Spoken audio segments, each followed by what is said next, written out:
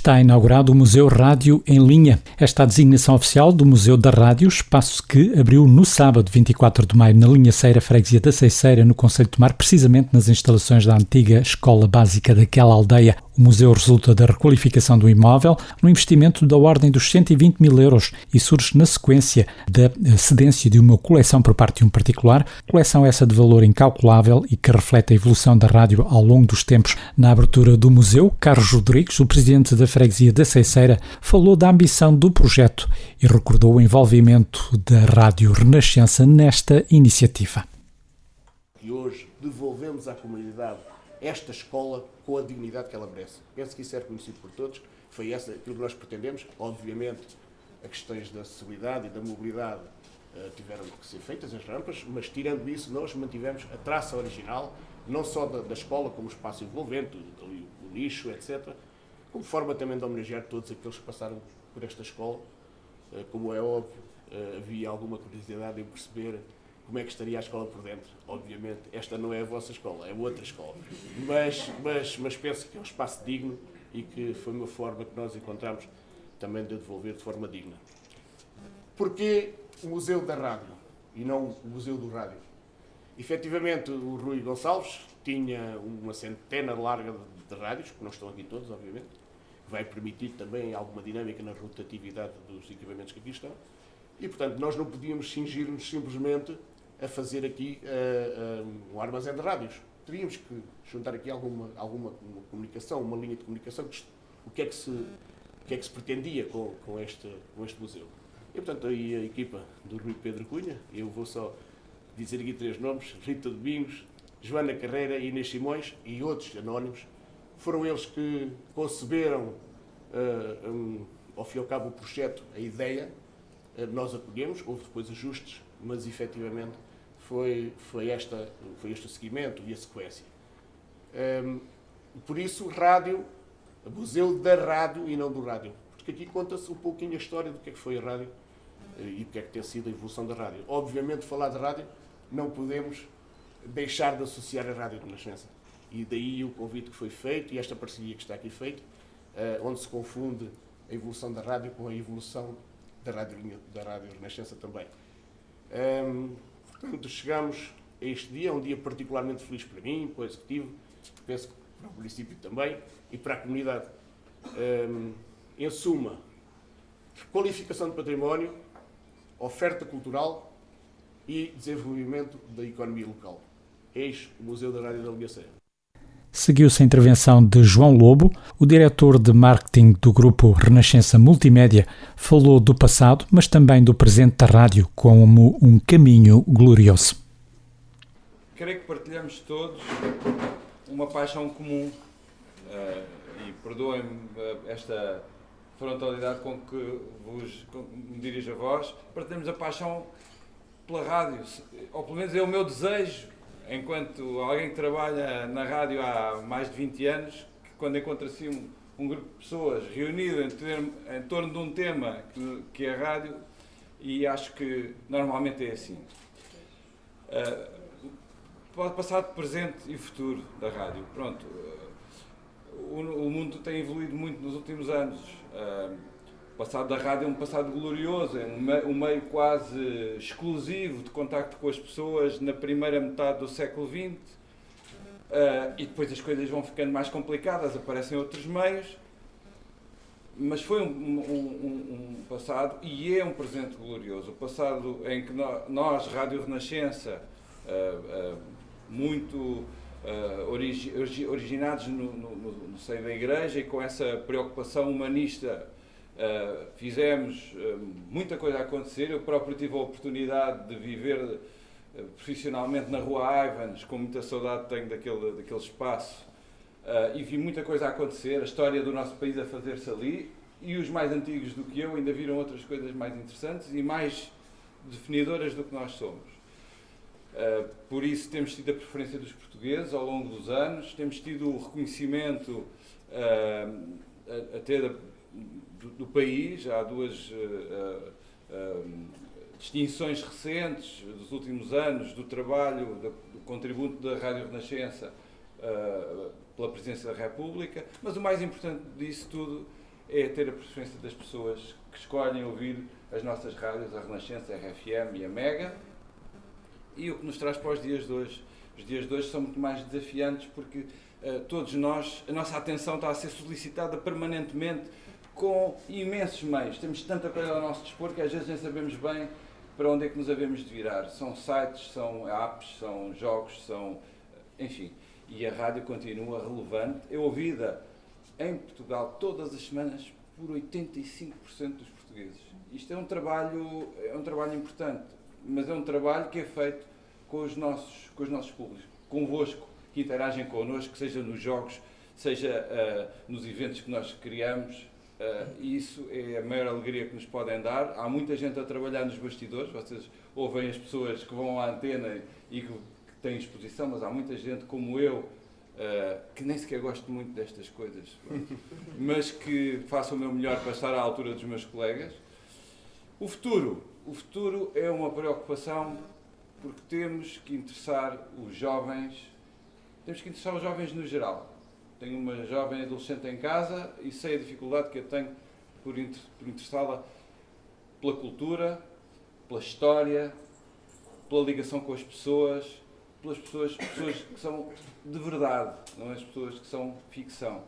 É um desafio que é fundamental para a rádio ter futuro. E um futuro da rádio vai permitir que nós aqui, reparem que temos várias gerações com a rádio pelo meio, a unir-nos. A rádio também pode ser um fator de coesão para a sociedade e acredito que assim seja.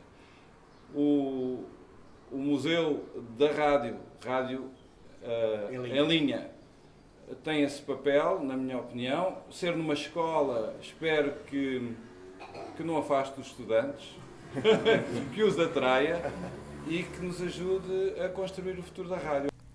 Dom José de Traquina, o Bispo de Santarém, que marcou também presença nesta abertura do museu, reconheceu depois a importância da iniciativa da participação da Renascença neste projeto, mas também os riscos que se colocam hoje à comunicação face aos desafios do presente. Reconhecer a beleza da iniciativa e também do colecionador, que eu felicito a família, por ter a graça de guardar rádios tão bonitos de há anos passados, mas de uma beleza de construção que hoje são uma contemplação ao nosso dispor. Já há algumas peças mais recentes que nós não apreciamos com tanta graça. Estas peças mais antigas, de facto, eram obras de arte que alguém fazia e que nos dão hoje alegria contemplar. Mas quero salientar também, então, duas coisas. Primeiro, a iniciativa, que eu felicito a Junta da Freguesia, com todas as pessoas que colaboraram e que eu saúdo, o Sr. Presidente da Câmara, a Junta da Freguesia, a Rádio, a Renascença, que associa nesta iniciativa, felicitar pela possibilidade de que acontecer nesta escola este espaço. Depois, reconhecer que estamos perante não só uma memória, mas uma realidade viva, que é a comunicação pela rádio, que é a expressão do melhor que a humanidade tem, que é comunicar, interagir. Nós precisamos de comunicar uns com os outros. Mas também estamos num tempo em que as possibilidades de comunicação aumentaram imenso. E há um problema, é que a comunicação precisa de verdade. E hoje há gente que se serve das possibilidades de comunicação, mas não está ao serviço da verdade. E quando não está, é perigoso e exige de todos vigilância, muita vigilância. Vemos gente que, enfim, dá cabo da vida porque ouve aquilo que não é verdade e que vai tomar decisões, deixa-se influenciar e, portanto, hoje temos que selecionar e temos que, naturalmente, estar atentos àquilo que ouvimos, àquilo que nos chega e reagir de forma adequada. Última palavra é considerar que o desafio é muito interessante, mas também muito desafiante. E porquê? Porque por mais bonito que seja o museu, ele tem que ter vida. E está aí o desafio. Como é que este museu vai ter vida? Vai ter visitantes, vai ter iniciativas, O que é que vai acontecer? É um desafio que fica para a equipa, Claro que sim, temos mas de consciência facto, disso. pela experiência que tenho na Diocese, também com o museu, verifico que é necessário, associado ao museu, associado às iniciativas que se prendam com a terra, com a comunicação, com a rádio, mas que estejam nesta linha. Imagino até algum programa que é feito a partir daqui, ou que a Renascença também promove uma visita, a partir da Renascença, uma visita ao espaço, ou que há aqui um estúdio também a funcionar perto. A rádio pode imaginar muitas coisas, naturalmente, a partir deste espaço. Mas os museus precisam de vida e ganham vida, hoje temos mais sensibilidade aos museus, ainda bem, porque fazem parte da nossa história e acompanham. Portanto, há um passado, há um presente, há um futuro, e tudo isto é uma forma também de nos atualizarmos neste caminho da vida. Presente nesta inauguração do museu esteve também o Presidente da Câmara de Tomar. O Cristóvão começou por destacar a recuperação do edifício da antiga escola e a sua utilização para esta nova atividade. É mais um edifício antiga escola que é reabilitado, que é reaproveitado para ficar ao serviço da comunidade. Ao longo destes anos são já ligeiramente acima dos 50 edifícios em todo o concelho que eram antigas escolas, alguns deles fechados há muitos anos, não era aqui o caso que só encerrou a quando da abertura recente do novo centro escolar, mas muitos desses 50 estavam fechados há muitos anos e que ao longo destes últimos foram sendo reaproveitados e devolvidos à comunidade das mais diversas formas. Uns através de associações locais, outros através das juntas de freguesia, e enfim, até alguns outros projetos mais diferenciados. Mas o importante é isso, são edifícios que, enfim, pelas razões que conhecemos, foram deixando de ter a utilidade que tinham anteriormente e que agora têm, das mais diversas formas, uma nova utilidade, além da reabilitação dos edifícios em si, mas acima de tudo estão ao serviço da comunidade das mais diversas formas. Aliás, recordo que mesmo ali do outro lado da estrada está um outro, também já reabilitado, o antigo Jardim de Infância, que passará a ser um cowork, que é, enfim, a palavra inglesa para dizer um espaço onde os jovens empreendedores, ou não tão jovens assim, possam ter o seu espaço, um espaço de trabalho, muito aproveitando agora esta lógica das novas tecnologias em que basta um computador e uma secretária, e portanto será mais um espaço também ali ao serviço da comunidade. A segunda nota é sobre o que resultou aqui no caso concreto da Aceiceira. A Junta de Freguesia teve esta ideia, aproveitando também a sinergia da disponibilidade desta coleção, e portanto pegou nela, desafiou-nos também a colaborar, e acho que está aqui efetivamente um excelente resultado, algo que não só enobrece aqui a localidade da Linhaceira, a freguesia da Aceiceira, mas acima de tudo também o concelho, o território como um todo, porque com certeza este espaço não vai servir apenas para os linhaceirenses ou os fregueses aqui da freguesia, mas naturalmente é um desafio, é um convite para todos os do concelho, da região e enfim de todo o lado possam vir visitar. Claro que, como dizia o Sr. Bispo, é importante agora pensar num plano de atividades, em alguns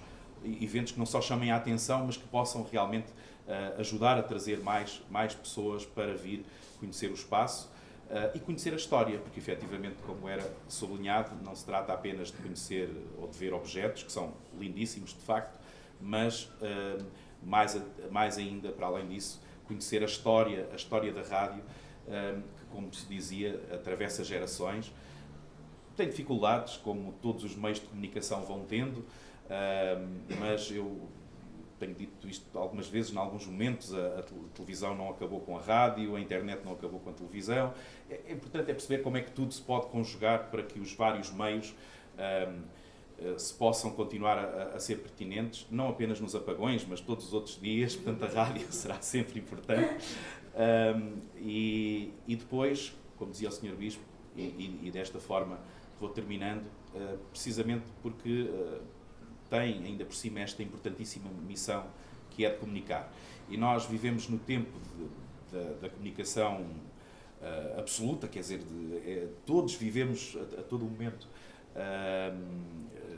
bombardeados por todo o género de informação, de comunicação, mas de facto, se calhar nunca como agora, é preciso precisamente saber selecionar essa informação, saber distinguir, e portanto a rádio e todos nós também, enquanto comunidades, podemos ter e devemos ter esse papel de saber precisamente, até pedagogicamente, todos coletivamente contribuir para isso, para ajudar a distinguir, a selecionar a comunicação e já agora com base na verdade, como dizia o Sr. Bispo.